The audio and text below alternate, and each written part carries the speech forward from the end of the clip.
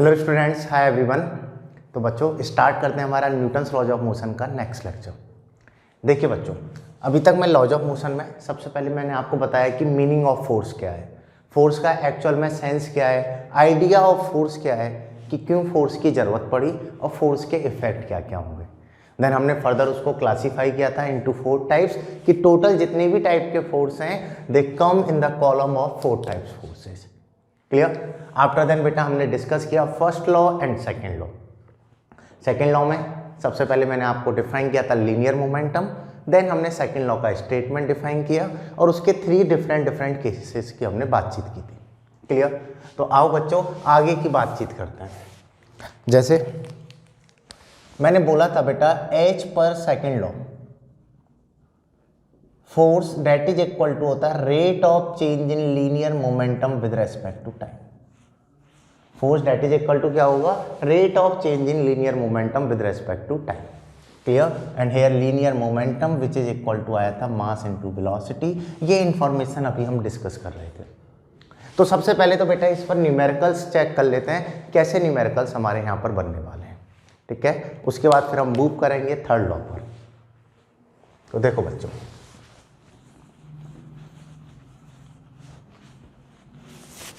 First हमने term यहाँ पे डिस्कस की linear momentum that is equal to था P vector which is equal to mass into velocity vector and change in linear momentum that is equal to था mass into change in velocity vector. दो statement मैंने आपको पढ़ाए थे, linear momentum equal to M B and delta P that is equal to M delta B. ये दोनों statement आपको clear थे? क्लियर? यहाँ तक तो कोई भी डाउट नहीं था। चेंज इन वेलोसिटी को क्या लिखोगे? Final velocity minus initial velocity, और चेंज इन मोमेंटम था हमारा final momentum minus initial momentum. तो फर्स्ट प्रॉब्लम बेटा हम इन पर ले लेते हैं। ठीक है? उसके बाद फिर हम मूव करेंगे अदर प्रॉब्लम्स पर। तो देखो फॉर एग्जांपल, फर्स्ट एग्जांपल मैं ले लेता हूँ। लेट्स से आपको गिवन है बेटा कि ये कोई भी वॉल है। क्लियर? और आपके पास यहाँ कोई भी एक ये बॉल है। Mass of this ball is 2 kg and that is moving with a speed of 20 metre पर सेकेंड। कितने से जा रही है ये? 20 मीटर पर सेकेंड से। ये इस वॉल तक जाती है, वॉल से ये बॉल जो है कोलाइड करेगी एंड कोलिजन के बाद बेटा फिर ये रिटर्न आ रही है with a speed of 10 metre पर सेकेंड। कितने से जा रहा था? 20 से, और रिटर्न आ रहा है बेटा 10 मीटर पर सेकेंड से। Then determine change in momentum. First problem है मोमेंटम में चेंज कितना होगा, ये आपको कैलकुलेट करना है। आपको इनिशियल कंडीशन गिवन है एंड फाइनल कंडीशन गिवन है, और चेंज इन मोमेंटम आपको निकालना है जो मैंने आपको सिखाया था। अगला प्रॉब्लम है, एक साथ 2 प्रॉब्लम लिख देता हूँ फिर दोनों को चेक कर लेंगे। आपको बोला है बेटा कि ये कोई भी एक बॉल है, इस बॉल को मैंने ऊपर प्रोजेक्ट किया है। Mass of this ball is 1 kg and that is projected upward with a speed of 40 metre पर सेकेंड। कहने का मतलब क्या है? ये 40 मीटर पर सेकेंड से ऊपर जा रहा है, और कब तक ऊपर जा रहा है? जब तक इसकी फाइनल वेलोसिटी 0 ना हो जाए। कब तक ऊपर जा रहा है? जब तक इसकी फाइनल वेलोसिटी 0 ना हो जाए। ये हमने मोशन अंडर ग्रेविटी में भी पढ़ा है। फिर ये नीचे आ रहा है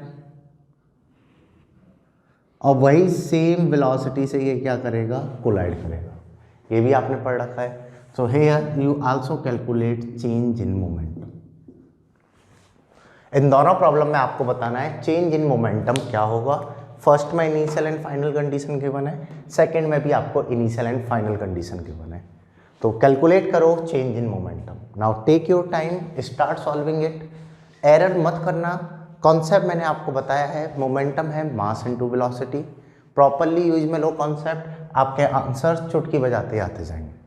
बहुत ही आसान सी प्रॉब्लम होती हैं बेटा, और धीरे धीरे स्टेप बाय स्टेप जब आप ये सीख जाओगे तो हम कॉम्प्लेक्स प्रॉब्लम की साइड भी मूव करेंगे। तो आसान आसान सी प्रॉब्लम है, इनको सॉल्व करना पहले स्टार्ट करो।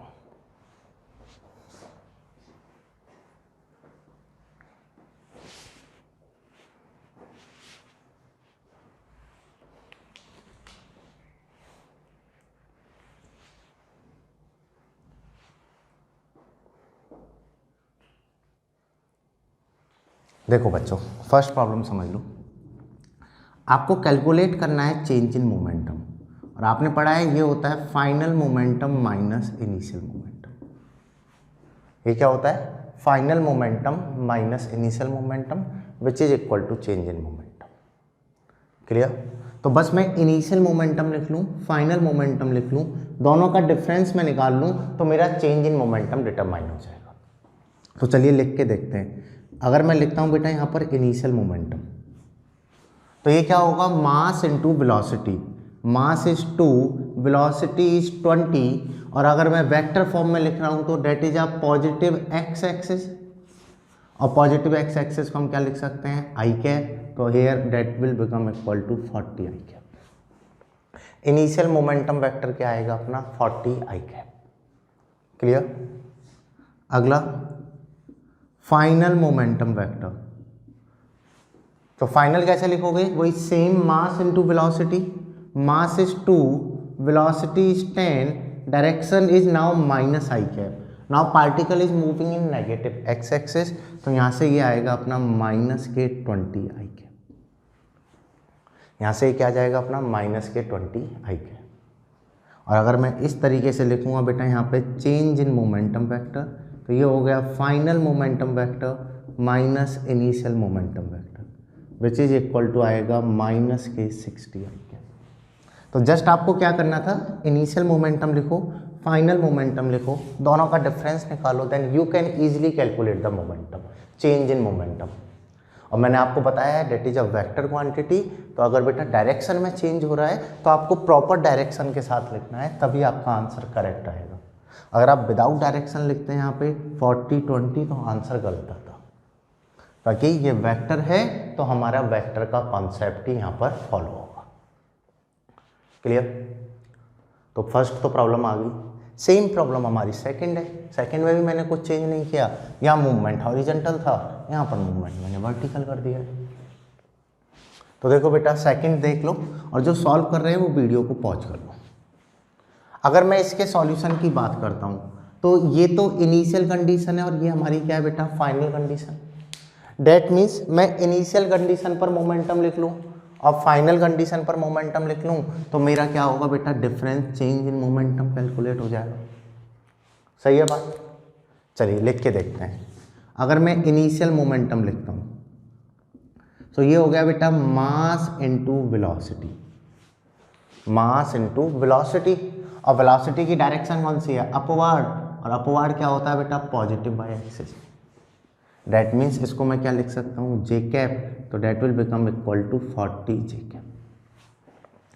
Date will become equal to 40 J cap. In same way final momentum vector that is equal to, तो ये होगा मास इनटू वेलोसिटी, ये डायरेक्शन नीचे है तो ये आ गया minus J cap, which is equal to क्या हो गया? माइनस के 40 J cap. That is equal to क्या हो गया? माइनस के 40 जे कैप। इनिशियल क्या आया आपका? प्लस के 40 जे कैप। और अगर आप यहाँ से लिखोगे बेटा चेंज इन मोमेंटम वेक्टर, तो ये होगा final momentum vector minus initial momentum vector. So यहाँ से आएगा हमारा change in momentum vector which is equal to, final तो है माइनस 40 जे कैप, इनिशियल भी है माइनस 40 जे कैप, तो यहाँ से आएगा change in momentum vector that is equal to minus के 80 J cap. That is equal to क्या आएगा? माइनस के 80 जे कैप, और ये वाला हमारा क्या आएगा? माइनस के 60 आई कैप। हॉरिजॉन्टल मूवमेंट हो तो ऐसे, वर्टिकल हो तो ऐसे लिख सकते हो। पैटर्न वही है, कहीं भी कोई डिफरेंस नहीं है, जस्ट आपको इनिशियल और फाइनल मोमेंटम को लिखना आना चाहिए, तो you can easily calculate the change in momentum. Clear? तो लिख लो बच्चों, ये कॉपी कर लो। फिर और न्यूमेरिकल्स की बात करते हैं। अब थोड़ा सा हॉरिजॉन्टल वर्टिकल किया है, इसको थोड़ा और घुमाते हैं, और कैसी प्रॉब्लम्स हमारी फ्रेम हो सकती है।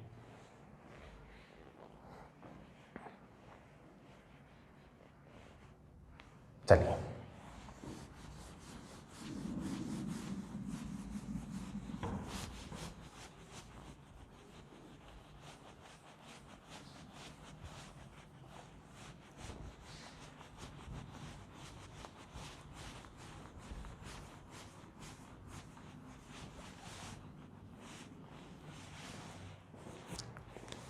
जैसे मैं बेटा अगला नेक्स्ट एग्जांपल ले लेता हूँ।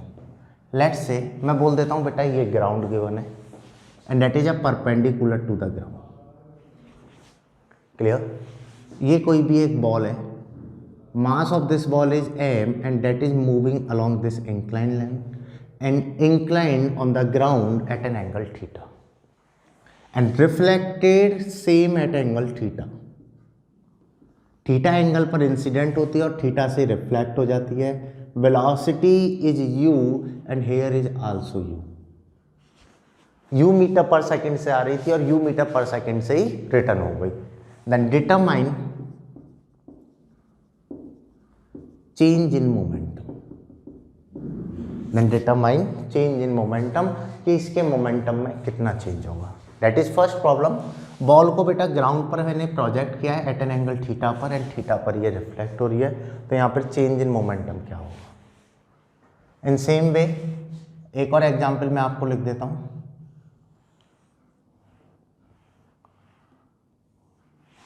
ये बेटा कोई भी एक सेमी सर्किल है।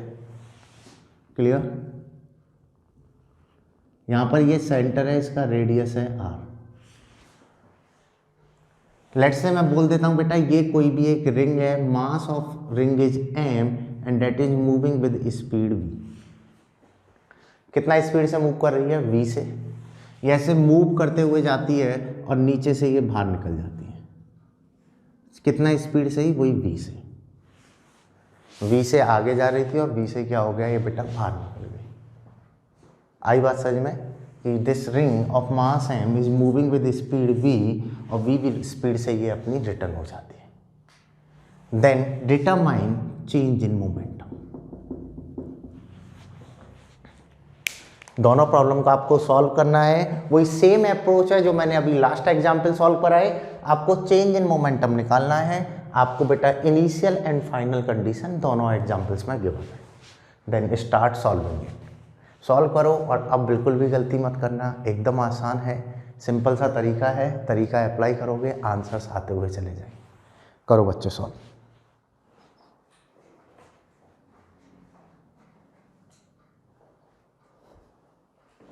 आपको कैलकुलेट करना है change in momentum. That mean आपको इनिशियल और फाइनल मोमेंटम को लिखना है।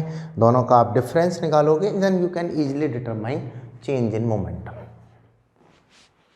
देखो जैसे अगर बेटा मैं यहाँ पे लिखता हूँ तो सर मुझे तो इनिशियल और फाइनल मोमेंटम लिखना आ जाए तो मैं इसे लिख दूंगा। आपने पढ़ रखा है बेटा हॉरिजेंटल तो एक्स एक्सिस होता है, वर्टिकल क्या होता है अपना वाई एक्सिस। तो सबसे पहले बेटा वेलोसिटी जो है यहाँ पर ना एक्स में गिवन है ना ही वाई में गिवन है, तो इनको कंपोनेंट्स में ब्रेक कर लेते हैं। जैसे ये एंगल अगर थीटा है तो ये एंगल भी क्या होगा, थीटा। तो इधर एक कंपोनेंट आएगा u cos थीटा और इधर एक कंपोनेंट आएगा आपका u sin थीटा। सही है। इन सेम वे ये थीटा है तो बेटा ये वाला एंगल भी क्या होगा आपका थीटा। तो यहाँ पर एक कंपोनेंट आएगा आपका u cos थीटा और इधर एक कंपोनेंट आएगा आपका u sin थीटा। ऊपर एक कंपोनेंट आएगा u cos थीटा और इधर एक कंपोनेंट आएगा आपका u sin थीटा। आ रही है बात समझ में? क्या कैलकुलेट करना है आपको, चेंज इन मोमेंटम। तो कैसे लिखा जाए, तो देखो बच्चों अगर मैं इनिशियल मोमेंटम लिखता हूँ तो आपने पढ़ा है मोमेंटम होगा सर मास इनटू वेलोसिटी वेक्टर। मोमेंटम क्या होगा, मास इनटू वेलोसिटी वेक्टर। तो बस अब मैं वेलोसिटी को लिख दूँ बिकॉज वेलोसिटी मुझे एक्स एंड वाई दोनों में गिवन है। तो अगर मैं बेटा इनिशियल का लिखता हूँ तो एक्स में तो कितना है u sin थीटा, कौन सी डायरेक्शन में है, पॉजिटिव एक्स एक्सिस। y का कितना है बेटा u cos थीटा, कौन सी डायरेक्शन में है, नेगेटिव जेड एक्सिस। तो ये आएगा u sin theta I cap plus u cos theta minus G cap. Initial momentum तो ये आ गया। In same way if I write final momentum vector तो इसको भी आप क्या लिखोगे, मास इनटू वेलोसिटी वेक्टर। यहाँ पे ये इनिशियल वेलोसिटी थी, इधर ये फाइनल आ जाएगा। अगर मैं यहाँ पे फाइनल वेलोसिटी पुट करूँगा तो चेक करो एक्स एक्सिस में तो है sir still u sin theta और ये पॉजिटिव आई कैप है। वाई एक्सिस में भी सर अमाउंट तो u cos थीटा है बट अब ये पॉजिटिव एक्सिस में है। क्लियर? तो अगर इंक्लाइन गिवन है तो क्या करना है, एक्स और वाई में ब्रेक कर लेना है, then you can write initial momentum and final momentum. Now if I write change in momentum, तो ये क्या होगा बेटा, final momentum minus initial momentum, that is equal to, इसको अगर आप सॉल्व करोगे तो फाइनल माइनस इनिशियल, तो यू साइन थीटा से यू साइन थीटा की टर्म कैंसिल हो जाएगी, आप इसको सॉल्व कर सकते हो। तो आंसर आएगा आपका 2mu cos theta J cap.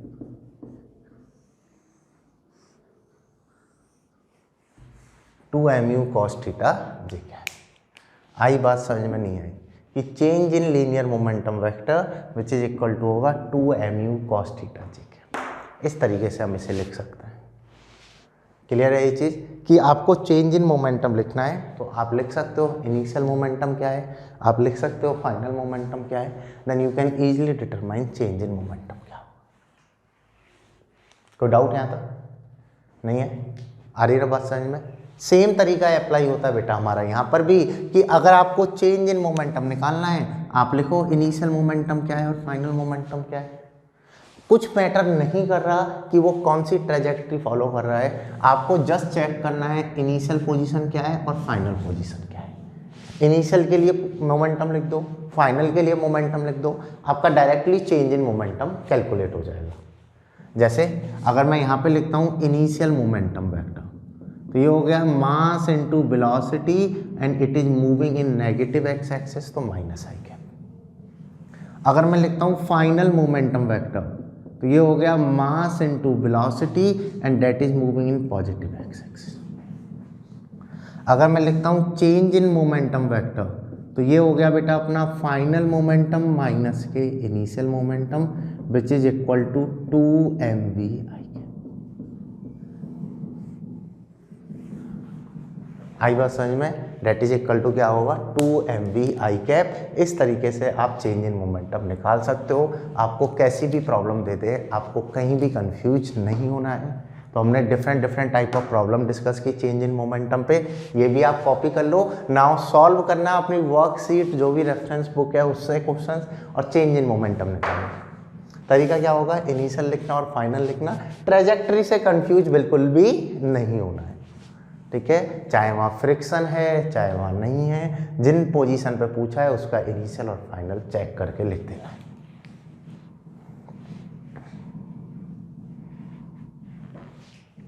Clear? तो बात आ रही है समझ में? ये हो गया हमारा चेंज इन मोमेंटम। अब जैसे मैं फोर्स पूछता कि बताओ यहाँ पर कितना फोर्स अप्लाई हुआ, कि ग्राउंड ने बॉल पे कितना फोर्स लगाया जिससे इसका मोमेंटम चेंज हो गया, तो बस आपको टाइम ऑफ कांटेक्ट मिल जाए। लेट्स से यहाँ टाइम ऑफ कांटेक्ट है डेल्टा टी, कितने टाइम ऑफ कांटेक्ट हुआ डेल्टा टी, तो ग्राउंड ने कितना फोर्स लगाया, चेंज इन मोमेंटम अपॉन ये जो चेंज होने में लगा टाइम है, that means time of contact. अगर मैं यहाँ पूछता कि रिंग ने ये जो वायर फ्रेम है इस पे कितना फोर्स लगाया और वायर फ्रेम ने रिंग पे कितना फोर्स लगाया, तो आप लिखते हैं डेल्टा पी अपॉन जो भी टाइम है हमारा इनिशियल टू फाइनल का आने का अपॉन डेल्टा टी। तो चेंज इन मोमेंटम अगर आपको लिखना आता है बच्चों, then you can easily determine the force. और तरीका क्या होगा हमारा ये, आ रही है बात समझ में? कि इस वाली प्रॉब्लम में अगर फोर्स भी पूछ ले देन आपको कंफ्यूज नहीं होना है। इस तरीके से आप फोर्स को भी डिटरमाइन कर सकते हो। चलिए अगले कॉन्सेप्ट पर आते हैं।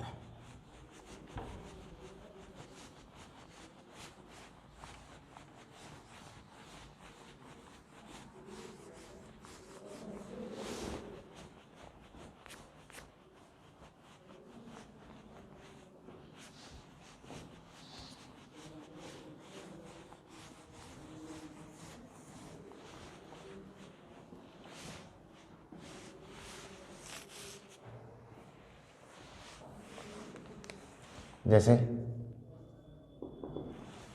नेक्स्ट और एग्जाम्पल की बात कर लेते हैं और कैसी प्रॉब्लम हम बना सकते हैं। लेट्स से बेटा आपको गिवन है momentum vector which is equal to है A sine theta I cap plus A cos theta J cap. क्या है, A sine theta I cap plus A cos theta J cap. आ रही बात समझ में? Then determine angle between momentum vector and force vector. अगली problem है, आपको मोमेंटम वेक्टर गिवन है, now you determine angle between momentum vector and force vector. Next problem है, momentum vector that is equal to है 4t square plus 3t plus 5। Calculate acceleration at t equal to 1 second and mass of body is 2 kg. Mass of body is 2 kg. Then calculate acceleration at t equal to 1 second. 1 second पर acceleration क्या होगा, इन दोनों problem की बात कर लेते हैं। तो देखो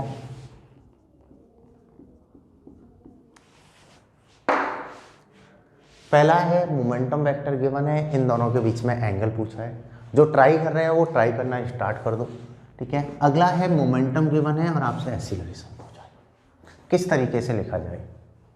सो देखो बच्चों कैसे लिखने वाले हो आप इसे, कि अगर मुझे एंगल पूछा है मोमेंटम ऑफ फोर्स में, तो सबसे मोमेंटम तो मुझे गिवन है, सबसे पहले तो मुझे फोर्स निकालना चाहिए, तभी तो मैं दोनों वेक्टर में एंगल निकाल पाऊंगा। डेट मीन सबसे पहले मुझे क्या चाहिए, फोर्स वेक्टर। अब बात आती है फोर्स निकाले कैसे, तो आपको गिवन क्या है, मोमेंटम। आपको गिवन क्या है, मोमेंटम। इसको मैं बेटा साइन टी कर देता हूँ और इस कॉस थीटा को भी मैं कॉस टी कर देता हूँ। तो आपने पढ़ रखा है बेटा फोर्स क्या होगा, rate of change in linear momentum with respect to time. That means मैं मोमेंटम का अगर डिफ्रेंसिएशन कर दूं तो क्या डिटरमाइन हो जाएगा, फोर्स। अगर मैं फोर्स लिखता हूँ तो ये होगा D over D T. Momentum कितना है अपना, A sine T I cap plus B cos T J cap. A sine T I cap plus B cos T J cap. अगर मैं इसको डिफ्रेंशिएट करता हूँ बेटा टाइम के रेस्पेक्ट में, तो ए साइन टी का डिफ्रेंशिएशन क्या होगा, cos T I cap plus B cos T का डिफ्रेंशिएशन क्या होगा, माइनस के sine T J cap. Sine T का हो गया कॉस टी का हो जाएगा माइनस साइन टी। तो यहाँ से आपका आ गया force vector that is equal to A cos T I cap minus B sine. यहाँ पर ये बेटा अपना ए ही है तो इसको हम ए ही लिखने वाले हैं, तो ये आ गया माइनस के ए साइन टी जे कैप। जो हमें क्वेश्चन में इंफॉर्मेशन गिवन है वही हम लिखेंगे, ठीक है।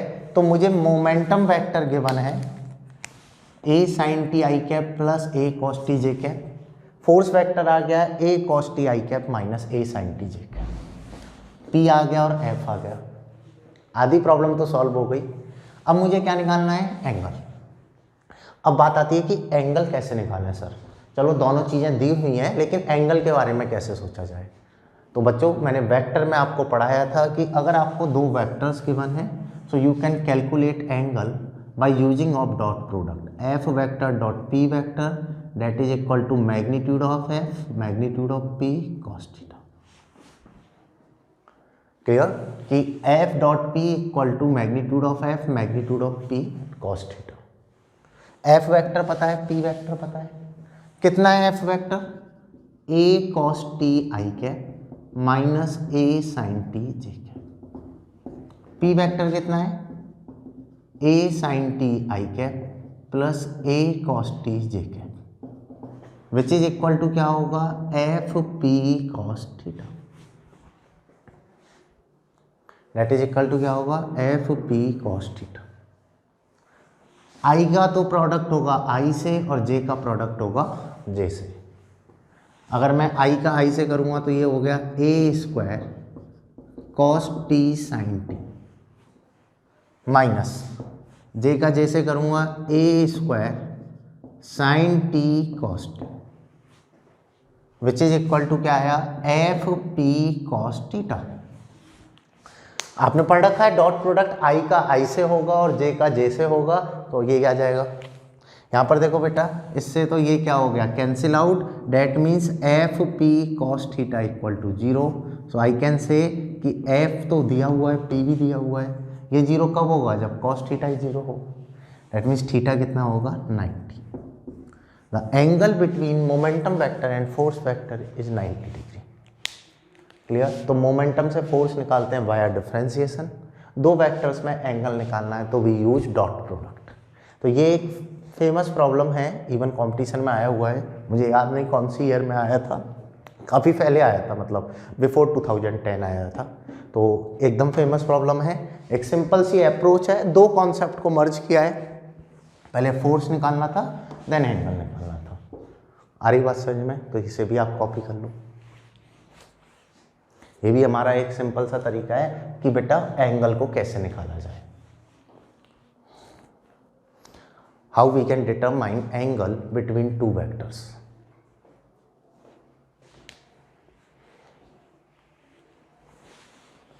चलिए अगले क्वेश्चन पे आते हैं।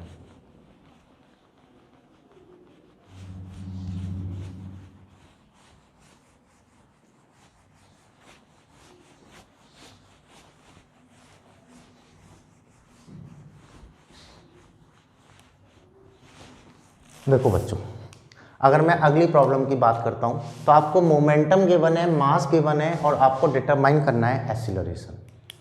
आपने पढ़ रखा है कि अगर मोमेंटम गिवन है तो you can determine force by using of differentiation method F equal to dp/dt। अगर मैं डिफरेंशिएट करता हूं force that is equal to, ये होगा 8t+3, ठीक है। तो मैं अगर यहाँ पे लिखता हूँ बेटा मुझे एक्सीलरेशन निकालना है तो फोर्स को लिख सकते हैं ma that is equal to 8t+3। Mass तो कितना है बेटा 2, एक्सीलरेशन है, तो यहाँ से acceleration that is equal to क्या आएगा 8t+3/2। क्लियर। अगर मैं बेटा अमाउंट रखूँगा t इक्वल टू 1 तो 8.1 + 3/2 that is 11/2 which is equal to 5.5 metre per second square. That is equal to 5.5 metre per second square. आ रही बात समझ में नहीं आई कि अगर आपको मोमेंटम गिवन है, मास गिवन है तो you can easily determine acceleration at t equal to 1 second which is equal to होगा 5.5 मीटर/सेकंड स्क्वायर। क्लियर। तो ये तो सिंपल सा क्वेश्चन था यार कि बस आपको rate of change in momentum निकालना था। फोर्स को तो एम हम जानते ही हैं, यहाँ से एक्सीलरेशन आपका आसानी से आ जाएगा। आई बात समझ में? लिख लो बेटा इसे।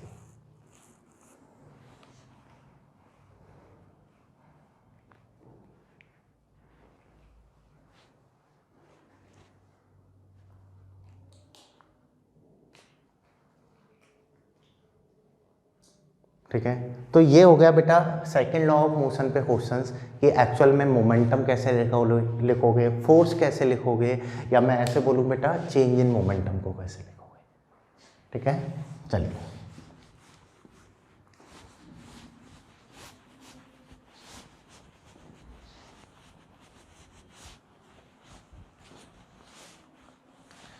अगले टॉपिक की बात करते हैं। देखो बेटा सेकंड लॉ से एक और टॉपिक डिफाइन होता है that is called impulse and it is denoted by जे।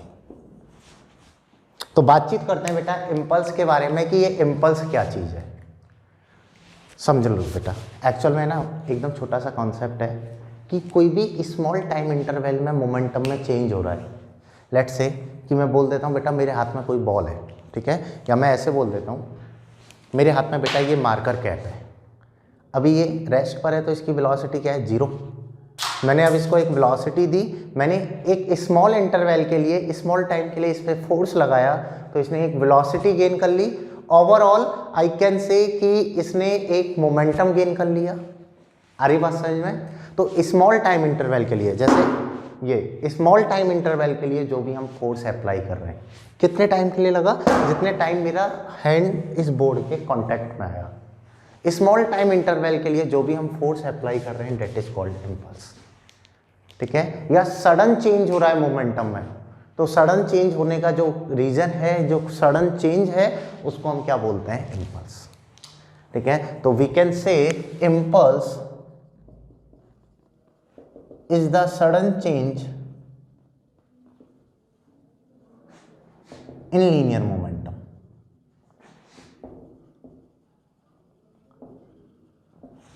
क्या होगा ये कि सडन चेंज होगा, अगर एकदम से चेंज हो रहा है that is called impulse. Linear momentum में एकदम से अगर कोई चेंज हो रहा है, कोई सडन चेंज हो रहा है, दैट इज कॉल्ड इम्पल्स। और we can define in that way कि impulse which is denoted by J that is equal to होगा बेटा चेंज इन मोमेंटम वेक्टर। क्योंकि ये कैसे कैलकुलेट हो रहा है, मोमेंटम में चेंज के रेस्पेक्ट में। And here we can also write force vector multiplied by time. Impulse which is equal to sudden change that is equal to होगा एफ वेक्टर डेल्टा टी। और we can also write impulse that is equal to integration of F D T और integration of D P. कि जो momentum में change है, that change in momentum is called impulse.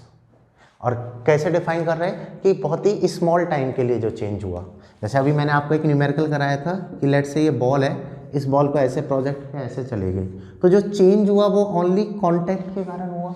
और contact time तो काफ़ी कम होगा, even less than a second हुआ। अगर प्रैक्टिकल नॉलेज पे बात करें तो यहाँ पे लेस देन अ सेकंड के लिए कांटेक्ट में आया और इसके मोमेंटम में सडन चेंज हो गया। तो ये जो सडन चेंज है, that sudden change in linear momentum is called impulse. तो अभी तक जो मैं प्रॉब्लम करा रहा था ना आपको चेंज इन मोमेंटम की, उनमें मैं ऐसे भी पूछ लेता, मैं अभी पूछ रहा था determine change in momentum. If I से डिटरमाइन इम्पल्स तो आंसर क्या हो जाता, सेम। एंड यूनिट क्या होगी बेटा इसकी, वही सेम मीटर पर सेकेंड। यूनिट अपनी क्या होने वाली है, मीटर पर second, because that is a change in linear momentum. आ रही है बात समझ में? तो ये हो गया बेटा इम्पल्स प्रॉब्लम। जैसे लेट्स से फॉर एग्जाम्पल, एक एग्जाम्पल से और एक्सप्लेन कर देता हूँ आपको कि ये कोई भी एक ब्लॉक है, mass of this block is m and initially it is at rest position. Clear? ये पीछे बेटा कोई भी एक बुलेट है, mass of bullet is m, इसको चलो कैपिटल M लिख देते हैं जिससे आप इजीली आइडेंटिफाई कर पाओ। And that bullet is moving with speed v, that bullet is moving with speed v। Clear? तो होगा क्या बेटा कि ये बुलेट इस ब्लॉक में एंटर करेगा और एंटर करने के कारण ओवरऑल ये ब्लॉक अब मूव करना चालू कर देगा। तो हुआ क्या कि इनिशियली ये रेस्ट में था, अब ये मूव करने लग गया, अल्टीमेटली इसके मोमेंटम में चेंज हुआ और जो चेंज होने में टाइम लगा वो काफ़ी कम था। सो वी कैन से कि बुलेट ने एक यहाँ पर इम्पल्स अप्लाई किया। और कितना होगा वो impulse, that is equal to change in momentum, कि जितना इसके मोमेंटम में चेंज हुआ है। जैसे if I write impulse on block that is equal to आप चेंज इन मोमेंटम, ये होता mass into final velocity into mass into initial velocity, final momentum minus initial momentum, ये होता है इम्पल्स ऑन ब्लॉक। आ रही बात समझ में कि स्मॉल टाइम के लिए जो फोर्स लगा that is called impulse. Calculate करने का तरीका एकदम सिंपल है, चेंज इन मोमेंटम। और इस पे मैंने अभी आपको 5-6 प्रॉब्लम्स भी बताई हैं कि कैसे हम चेंज इन मोमेंटम को लिखते हैं। तो इस कॉन्सेप्ट को भी आप कॉपी कर लो बेटा कि इम्पल्स क्या है, इससे आपको कंफ्यूज नहीं होना है। ये लिख लो।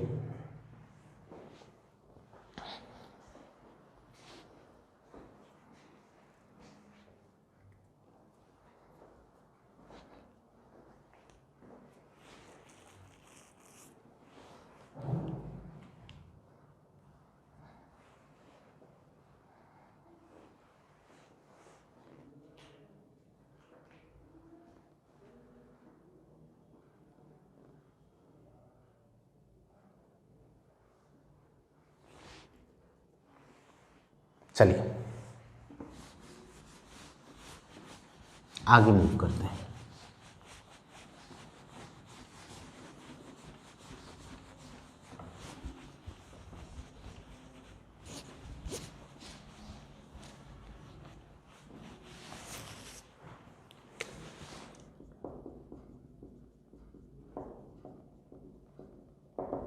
Important points, second law of motion के देखो बेटा कुछ इंपॉर्टेंट पॉइंट्स हैं, उनके बारे में हम बातचीत कर लेते हैं। तो पहला मैंने बताया बेटा force that is equal to rate of change in linear momentum which is equal to dp/dt।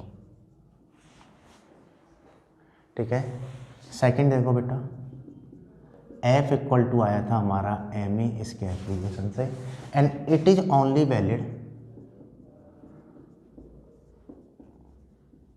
For point mass object.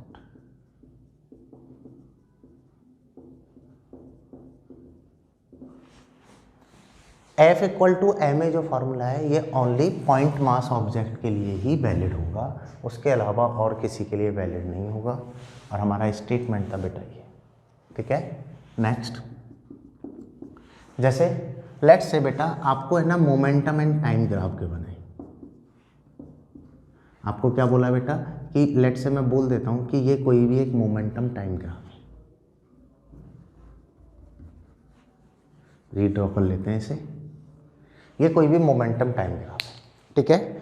अगर मैं यहाँ पे स्लोप निकालता हूँ लेट्स से इस पॉइंट पर, तो कैसे निकालोगे, हॉरिजॉन्टल एक्सिस ड्रॉ करोगे, देन एक टेंजेंट ड्रॉ करोगे और ये एक पर्टिकुलर एंगल बनाएंगे। So if I write slope of momentum time graph that is equal to क्या होगा बेटा, टेन थीटा। और टेन थीटा क्या होता है, perpendicular upon base, that means perpendicular तो है मोमेंटम और बेस है time, so I can say that is a momentum upon time which is equal to force. तो कॉन्सेप्ट क्या बना, slope of momentum time graph determine force. Momentum time graph का जो slope है दैट डिटरमाइन फोर्स। आ रही बात समझ में, ये सेकंड लॉ का एक इंपॉर्टेंट पॉइंट निकल के आ गया, ठीक। नेक्स्ट, लेट्स से मैं बोल देता हूं बेटा आपको फोर्स टाइम ग्राफ के बनाए, क्लियर। अगर मैं इसका एरिया कैलकुलेट करता हूं लेट्स से इस रीजन से इस रीजन तक, ठीक। सो you can right area of force time graph. क्या निकालना है, एरिया, तो कैसे लिखोगे बेटा, y component multiplied by x component और इसका इंटीग्रेशन। अगर वेरिएबल फॉर्म है, अगर नॉन यूनिफॉर्म फॉर्म है, यूनिफॉर्म होती तो डायरेक्ट लिख देते, फोर्स मल्टीप्लाइड बाई टाइम, और ये क्या होता है बेटा हमारा momentum, change in momentum, that means area of force time graph determines change in momentum. ये दो हमारे इंपॉर्टेंट कॉन्सेप्ट यहाँ से आ गए। ये एक आपका कॉन्सेप्चुअल प्रॉब्लम होगा अगर पूछ ले, और ये तो स्टेटमेंट है, area of force time graph determines change in momentum, clear. Here positive area means positive change in linear momentum and negative area means negative change in linear momentum. अगर positive है तो पॉजिटिव चेंज लिखेंगे, अगर मैं ऐसे बोलता हूं बेटा कि ये आपको फोर्स टाइम ग्राफ है, अगर नेगेटिव है तो नेगेटिव चेंज लिखा जाएगा। Change in momentum equal to -10, change in momentum equal to +20, इस तरीके से लिखेंगे, पॉजिटिव एरिया के लिए पॉजिटिव, नेगेटिव एरिया के लिए नेगेटिव। और मोमेंटम टाइम ग्राफ का स्लोप क्या निकालेगा, फोर्स। तो ये कुछ स्टैंडर्ड पॉइंट्स हैं, की पॉइंट्स हैं बेटा सेकंड लॉ ऑफ मोशन के, इनको आप कॉपी कर लो, ठीक है। ये complete second law of motion है, only statement F equal to M A second law नहीं है, ये है आपका पूरा कंप्लीट सेकंड लॉ। आया आप समझ में, तो इसे लिख लो बेटा। फिर हम मूव करते हैं अपने next Newton's third law of motion पे। ये भी इंपॉर्टेंट है, इनसे भी ये आपको समझ में आ ही रहा होगा। स्लोप होता है y अपॉन एक्स मतलब p अपॉन टी, एरिया होगा f इंटू टी, ठीक है। इस तरीके से मैं निकाल सकता हूँ बेटा फोर्स क्या होगा और चेंज इन मोमेंटम क्या होगा।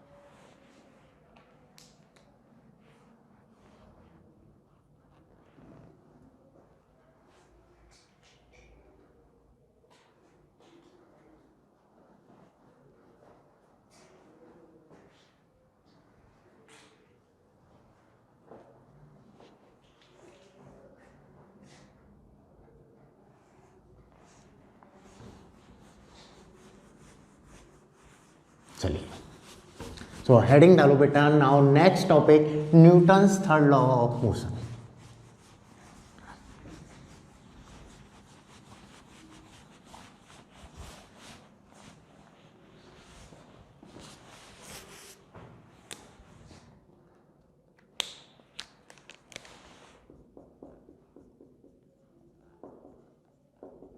Newton's third law of motion.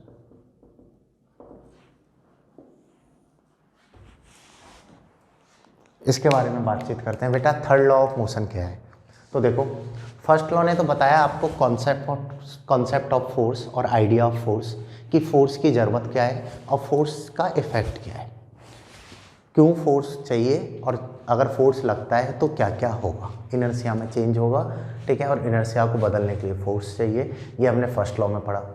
Second law में बताया है कि कितना चेंज होगा, डैट मीन्स फोर्स के मैग्नीट्यूड के बारे में बातचीत हो गई। और थर्ड लॉ जो है बेटा, ये नेचर ऑफ फोर्स को बताएगा। आपका थर्ड लॉ बात करेगा नेचर ऑफ फोर्स की। क्या बोलता है थर्ड लॉ? तो एक सिंपल सा स्टेटमेंट इसने बोला, for each and every action, for each and every action there is a equal and opposite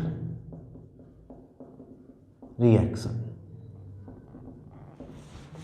बस ये स्टेटमेंट है, इस स्टेटमेंट को हम बोलते हैं थर्ड लॉ। इसे आपको समझना है। For each and every action, कि कोई भी जो एक्शन हो रहा है उसका इक्वल एंड अपोजिट रिएक्शन होगा, उसका उतने ही अमाउंट का बट अपोजिट डायरेक्शन में रिएक्शन होगा। ये बात कैसे है, ये स्टेटमेंट का सेंस क्या है, इसकी प्रैक्टिकलिटी क्या है, कैसे प्रैक्टिकली से एक्सप्लेन कर सकते हैं, उस पर हम समझेंगे। क्योंकि स्टेटमेंट रखना तो बहुत ही आसान है। For each and every action, देखो वापस से बोलो, आपको समझ में आएगा, दिमाग में जाएगा। For each and every action, clear, each and every action there is a equal and opposite reaction. मतलब कि कहीं भी एक्शन होगा तो उसका रिएक्शन भी आएगा और उतने ही अमाउंट का आएगा और अपोजिट डायरेक्शन में आएगा। कहने का मतलब क्या है, चलो प्रैक्टिकलिटी समझते हैं। जैसे बेटा लेट्स से मैं बोल देता हूँ ये वाटर है, स्टिल वाटर है, क्लियर, ये क्या बेटा, स्टिल वाटर है। तो होगा क्या, यहाँ पे ये बोट है और तुम इस पे खड़े हो, आराम से बोट रुकी हुई है, तुम भी रुके हुए। अब तुम क्या कर रहे हो बेटा, यहाँ से जंप कर रहे हो। जैसे ही तुम बाहर की तरफ आओगे तो बोट किधर जाएगी, राइट डायरेक्शन में। अगर तुम लेफ्ट डायरेक्शन में जंप करोगे, जैसे ही मैं इधर जंप करता हूँ तो बोट किधर जाएगी, राइट में। या इस बात को ऐसे समझ लो कि ये कोई भी स्केट बोर्ड है, तुम स्केट बोर्ड पे खड़े हो। अब तुम अगर स्केट बोर्ड से जंप करोगे तो स्केट बोर्ड किधर जाएगा, आपके अपोजिट में। कि जैसे ही मैंने बेटा जंप किया, जैसे ही मैंने स्केट बोर्ड पे एक्शन किया तो इस पर अपोजिट डायरेक्शन में रिएक्शन होगा। ऐसे समझ लो, जैसे बेटा हम वॉक करते हैं तो हम पैर को पीछे की साइड करते हैं, डैट मीन्स ग्राउंड को हम किधर करने का ट्राई कर रहे हैं, पीछे, तो ग्राउंड हमें किधर कर रहा है, आगे, इसलिए हम चल पाते हैं। जैसे आप ट्राई करना कि पैर को दोनों को आगे ही रख के चलने का ट्राई करना, तो आप नहीं चल पाओगे, गिर जाओगे, ठीक है, कि दोनों पैर को आगे रखना है, पीछे की साइड जर्क नहीं देना है, तो गिर जाओगे। आ रही ना बात समझ में? तो अब कैसे कर पाओगे, हम कैसे वॉक कर रहे होते हैं, अगर आपने नोटिस किया हो कि हम जो पैर है राइट लेग है उसको पीछे ले जा रहे हैं। पीछे मतलब कि हम फोर्स एक्शन किधर कर रहे हैं, ग्राउंड पे, अपोजिट पीछे की डायरेक्शन में, बैक डायरेक्शन में। तो ग्राउंड हम पे रिएक्शन किधर कर रहा है, आगे, and because of this reaction हम चल पा रहे हैं। आ रही ना बात समझ में? तो for each and every action there is an equal and opposite reaction, ये होता है। क्लियर है ये चीज़? तो इसे भी आप कॉपी कर लो बेटा। तो ये होता है नेचर ऑफ फोर्स। जैसे चार्ज में भी आपने पढ़ा होगा, ये प्रोटॉन है, ये इलेक्ट्रॉन है, ठीक है। पॉजिटिव नेगेटिव को क्या करेगा, अट्रैक्ट। अगर प्रोटॉन इलेक्ट्रॉन को अट्रैक्ट कर रहा है तो इलेक्ट्रॉन प्रोटॉन को भी अट्रैक्ट करेगा उतने ही फोर्स से, बस बट अपोजिट डायरेक्शन में। प्रोटॉन इलेक्ट्रॉन को कर रहा है तो इलेक्ट्रॉन प्रोटॉन को कर रहा है उतना ही अमाउंट ऑफ फोर्स से, इक्वल फोर्स से, but in opposite direction. For each and every action there is an equal and opposite reaction. Clear? तो ये है बेटा हमारा न्यूटन्स थर्ड लॉ। ये बताता है बेटा नेचर के बारे में कि एक्चुअल में अगर मैंने सिस्टम पे फोर्स लगाया है तो सिस्टम मुझ पर भी लगाएगा। क्लियर है ये चीज़? तो इसे भी आप कॉपी कर लो। ये हो गया बेटे हमारे न्यूटन्स लॉज ऑफ मोशन, जिसमें first law, second law and third law. Still, if you have any query regarding these forces, so you can ask on your Telegram group. Clear? So इसे copy कर लो। Now thank you for watching this video, thank you.